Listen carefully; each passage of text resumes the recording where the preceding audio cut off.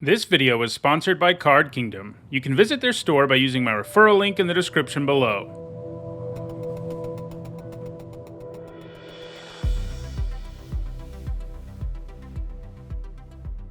Hi everyone, I'm Nizzanotes, and today is Saturday, and that means it's time for Nizzanotes, my weekly vlog series about limited magic. We are not very far away from the beginning of the March of the Machine set review, and then we'll be playing the new format and pre-releases and on Arena and stuff. So as usual, in sort of the last Nizzanotes before a set review begins, I wanted to talk about this new format's mechanics, the new ones and the returning ones. This sort of, gets us ready. It's sort of a primer for the upcoming set review, which will be beginning on April 5th. Also, if you're interested in seeing my thoughts on these cards beforehand, if you become a patron or a channel member, you can find ways to do those things in the description. You get access to my early notes about these cards. And then once the format begins, you'll also get access to a spreadsheet with all of my grades. So yeah, in the description, you can find ways to do both of those things if that interests you. So let's just start with the headliner, which is a new card type, which is Battle. We had this hinted to us in the last set on the new Atraxa, and now they are here. It's pretty cool. This plane is all about a multiversal battle where the Phyrexians are trying to conquer everyone. And so a lot of planes, probably not quite all of Magic's planes, but many planes are going to have an invasion where, the plane is invaded, and we have one of these battle cards to represent that. They're going to appear at uncommon and higher rarities, and every single booster pack has one. So these are double-faced cards. Let's look at, as an example, Invasion of Zendikar. These are double-faced cards. Invasion of Zendikar costs 3 generic and a green, and it gives you an explosive vegetation effect. In other words, you search your library for 2 basic lands, put them into play tapped. That is some pretty serious ramp. But then there's some other interesting things going on here that aren't things we've really seen before. So this battle has the subtype of Siege. Every battle in this set has that subtype. We're going to see, I'm sure, in the future, different kinds of battles where, the flavor is different. But in the case of these sieges, they enter the battlefield and you choose an opponent whose job it is to protect it. And you and others, unlimited, basically just you, are able to attack it. And when it's defeated, it transforms. And in the lower right-hand corner, you see a number. This is the battle's defense. In this case, it's got 3 defense. These are represented by 3 counters. And when you remove the last counter from this by damaging it, whether with spells or by attacking it like you would a planeswalker, it transforms. And as far as I can tell, at least so far, they all transform into creatures. In this case, you get Awakened Skyclave, a 4/4 with Vigilance and Haste. It's a land, and it taps to add 1 mana of any color. Now, when the last defense counter is removed, you do actually cast it. It doesn't just transform the way a lot of other permanents that are double-faced do. You do have to cast it. This means your opponent has an opportunity to counter it, theoretically. That'll come up some in limited, though not a lot. So obviously, as a new card type, these are going to be difficult to perfectly evaluate, but I think overall, most of them look pretty good. You can sort of think of them like Sagas. It's not a perfect comparison, but just like a Saga, they give you a ton of value for the mana investment, but you have to wait a while to get the full value. Like in this case, you pay 4, you get 2 mana ramped, you fix your mana, and then you also get a 4/4. Right? It takes some time, and we saw it with especially the Neon Dynasty sagas that eventually became creatures, like all of these do, that even though they took time, they were basically almost all worth it. I don't think these are going to be quite as good, as consistently good as all those sagas were, mostly because there are situations where you just can't attack these and defeat them so that they transform. Like, if you're really far behind, it's going to be hard to pull that off. On the other hand, if you're already ahead and you play something like this, and you have like a 2-drop and a 3-drop in play, and your opponent's only option is to like chump block one of them, or you get to attack this immediately and transform it, like that's going to be really powerful. There are going to be times where you can get the value right away, but you usually already have to be ahead, and they'll sort of solidify you pulling ahead. It is something that worries me a little bit about this as a limited format if these do play out that way that often, like someone who's ahead plays a battle, now they're even further ahead. That's going to hurt. But I think overall they look interesting and powerful. There are a lot of them. This isn't a great example, but most of them, especially at the lower rarities, seem to do something that also increases your chances of being able to attack it, whether it's creating a creature token, like the Invasion of Kaladesh does, gives you a 1/1 flyer, whether it's removing something, whether it's making your creatures better. A lot of them seem to be designed in such a way that they do increase your chances of being able to attack it, even if you were initially behind. But yeah, these look really interesting overall. There's lots of cards in the format that let you damage battles specifically. And of course, things that say any target can also target battles, like lightning bolt, theoretically.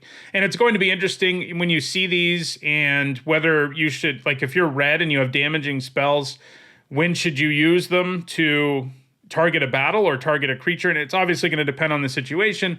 But if you can use a burn spell to transform this into a 4/4, you're usually going to feel like you got pretty good value. If it's not doing enough damage to transform it, probably not. But there's also going to be plenty of situations where it's better to kill something of your opponent's than it is to give yourself this 4/4 in this particular case. There are also some cards in the set that let you search up battles. Like it's a very central aspect of the format.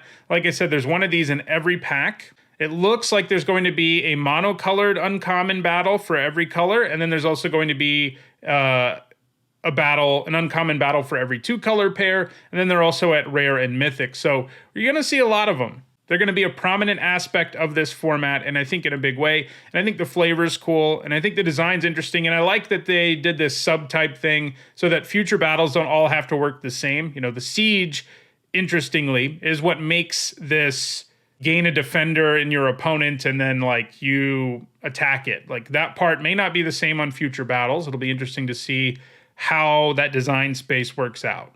But yeah, if I had to say sort of broadly how good are these going to be in Limited, I do think the best analog is going to be the Kamigawa Neon Dynasty Sagas, in that I think most of them give you enough value up front and then do something powerful later that overall, they're going to be pretty good. There's going to be a few duds. There's probably going to be a couple that are busted, but most will be pretty good. All right, let's move on now to the next new mechanic, which is Incubate. So every card with Incubate, like Sculpted Perfection here, has a value associated with it, and you create an artifact token and put counters on it equal to the numerical value. In this case, we have Incubate 2, and then you get an artifact token with 2+1/+1 counters on it. It is not a creature right away. For that to happen, you have to pay 2 generic mana, then it transforms. It's a double-face token. It's a 0/0, but because it has those counters on it, obviously it doesn't die right away. This mechanic looks like sort of its native home is black-white. Sculpted Perfection here is a signpost uncommon, obviously enough. They have the Phyrexian type, so it's also a Phyrexian deck, but Incubate is at the core, is a core mechanic for black-white, even though it appears elsewhere in the set as well. So the way I look at this is sort of like how one looks at clues. Obviously, they're not identical, but if you haven't played with clues, these are artifact tokens you create that don't do anything right away. They just have an activated ability that costs 2, and you draw a card. This is different, and in some ways, I think it has the potential to be more powerful. Drawing cards is great and all, but actually adding to the board is even better in a lot of situations. So you pay 2 and turn this into a creature. You can do it at instant speed. You can leave mana up to do it. And just like cards that investigated, gave you clue tokens, these cards that give you incubator tokens give you this potential value that lays around on the board that you're not always able to use right away, and maybe you don't even have the time to use it until later in the game, but it's always there. The value is always there and available for you, and eventually you can cash it in, and that ended up being a pretty powerful mechanic in Limited, and I think this looks pretty good too. It's also nice that the green-white deck looks like it's about +1/+1 counters, so white cards with Incubate will transition into that sort of deck really effectively too. But overall, I think this looks strong. They put it on a lot of cards where, it's just a creature that incubates when it enters or dies. And that kind of value, eventually gives you a 2-for-1, even if it takes you a little while to cash it in. So in short, I really like the look of this mechanic. If it plays anything like Clues, which is kind of how I'm expecting it to work out, I'm going to love it because Investigate is just one of my favorite mechanics ever. And then the last new mechanic is Backup. So like with Incubate, cards with Backup have a numerical value, and when they enter the battlefield, they put a +1/+1 counter on it for that number. So if a card like Boonbringer Valkyrie here has Backup 1, it means it puts a +1/+1 counter on something.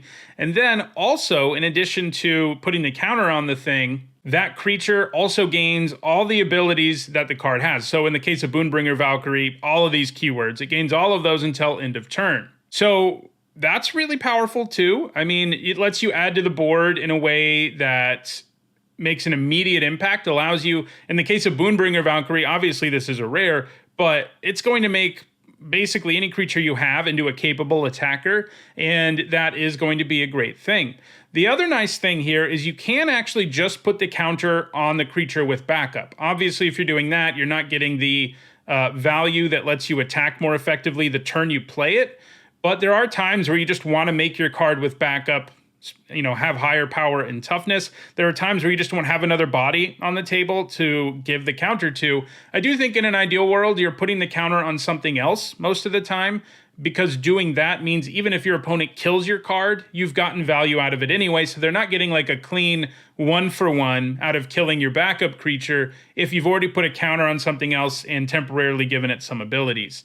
So, it is nice that you can do it, and you're going to sometimes, but I think optimal value for this mechanic will be putting the counter somewhere else. You're going to want to be able to do that the most frequently. This particular mechanic looks like it's really concentrated in Naya and I think green-white the most. But again, I think it looks like a good, powerful mechanic that's going to deliver a lot of value, which I think is also true of Incubate. And I think the battles are sort of the biggest question mark. They're harder to evaluate because they're something completely new. But I do think they also look pretty good. I think all three of these mechanics will make this limited environment pretty interesting. They're all pretty cool new mechanics that I think do a good job of, delivering on the flavor of this multiversal battle. One other thing I want to mention that isn't really a mechanic, but it has to do with booster pack composition, and that is that this set is going to have a bonus sheet. In other words, like we saw with the Strixhaven Mystical Archive, like we saw with Retro Frame Artifacts, there's going to be one card in every pack that's from this bonus sheet. These cards are called Multiversal Legends, and as the name would imply, they're just like random legends throughout Magic's history. They're also going to be a significant part of the format because, like battles, you're going to have one of them in every single pack. They're of varying rarities like we've seen in the past. Some are going to be insane, some are just going to be filler, some will probably be unplayable, but keep in mind that you're going to have those floating around in packs as well. All right, let's move on now to returning mechanics, starting with Convoke. So if you haven't played with Convoke before, you can see it here on Stoke the Flame, which is actually a reprint. And a card with Convoke can have its mana value partially or fully paid by tapping creatures. And when you tap a creature to cast a spell with Convoke, it either accounts for one generic mana or one mana of that card's color. So with Stoke the Flames, if you have two red creatures, two other creatures in play, you can actually just tap those four things and cast Stoke the Flame without tapping any actual mana. The interesting thing here is in the past, we've seen Convoke, mostly be concentrated into things like green-white that likes to go wide and stuff. But in this set, it seems the most focus in blue-red. The blue-red theme is spells especially, but it's about convoke spells, casting expensive spells and convoking, kind of like we saw in Strixhaven where it was like treasure spells, so you cast these big spells. But in this set, you're casting them by creating tokens and tapping things. So this is a powerful mechanic. Reducing the cost of spells is a big deal. One thing to really keep in mind that it's easy to forget about in the early stage of a format like this one, and I probably will, even though I'm telling you, don't do this. Keep in mind all the cards with Convoke, because if you look at your opponent in this format and they have no mana untapped, that is by no means a guarantee they can't do something, assuming they have creatures in play. So that's something you need to account for in the format that can make things a little messy sometimes, but overall I think Convoke is a nice mechanic, and I like this sort of spell-centric take on it as well. Another returning mechanic is transforming double-faced cards. You have some, like Ella Schnorn here, who transform into Sagas. I'm not sure whether we're only going to see that on Praetors. It wouldn't surprise me if that's true.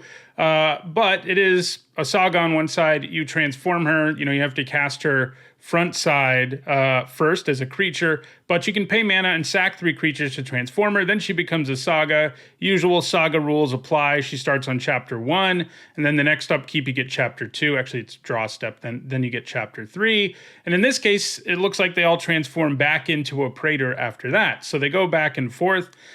So there's Sagas, you know, as a mechanic are back. I don't think they're not going to be central to the format. It looks like they're only going to appear on higher rarity cards like this. But you also have some lower rarity transforming double face cards and higher rarity ones. They appear at all rarities, but every pack has a double face card in it that's not a battle. So in addition to the battle double face card, you have another double face card of some rarity that can transform, and the other transforming double face cards in the set actually use Phyrexian mana. So, for example, you have Sunblessed Guardian, which is just a 2-mana 2/2, but you can pay 5 generic and a red Phyrexian mana, which means you can either pay 2 life or you can pay red mana. And then you get this Furnace Blessed Conqueror, a much stronger card that attacks, makes a copy of itself. If you have some counters around, it gets even better. So, you know, this uses both the, you know, an activated ability that transforms a card to its backside and Phyrexian mana. So those are some both returning mechanics. As usual, this kind of thing is always pretty nice when it's on a card that's already like solid, like this one where you have a 2-mana 2/2. It means in the later game you can make it far more relevant. The use of Phyrexian mana also means you can play this in any white deck. You know, in a red deck, you can pay the cost without having to pay life. But paying life is often better anyway, because that means you can transform it a turn earlier, usually. So it doesn't matter whether you really have red mana here. And there's a bunch of these. You know, as I said, we have a double-faced battle in every set. And then we have some other transforming double-faced card, whether it's like one of these rares that transforms into a Saga, or a card that transforms with a Phyrexian mana ability like this one. So that does it for the new and returning, you know, non-deciduous, non-evergreen mechanics in the set. Overall, I think, you know, we're in the early stages right now. I think things are looking pretty interesting for this format. I'm excited to see how battles play out. I think the new mechanics, both of them, are really intriguing, and I like the return of Convoke especially. Again, remember the set review, the full set review for this brand new format will be beginning this coming Wednesday. That also means next weekend there won't be a Nizzanotes, but, you know, as is always the case, if you're subscribed to this channel for limited content, there won't be a shortage of it next week, because I'll be doing the in-depth full set review, talking about this format a ton, you know, over that time period. So there won't be like a vlog Nizzanotes video, but there's going to be a bunch of limited content next week that should help make up for that fact. So if you enjoyed this video, don't forget to like it and share it. If you want to make sure you catch future videos, including the upcoming set review, don't forget to subscribe and turn on notifications. If you want to catch up on past editions of Nizzanotes, you know, this series where I talk about Limited every week, you should see the playlist on your screen shortly. Thanks for watching.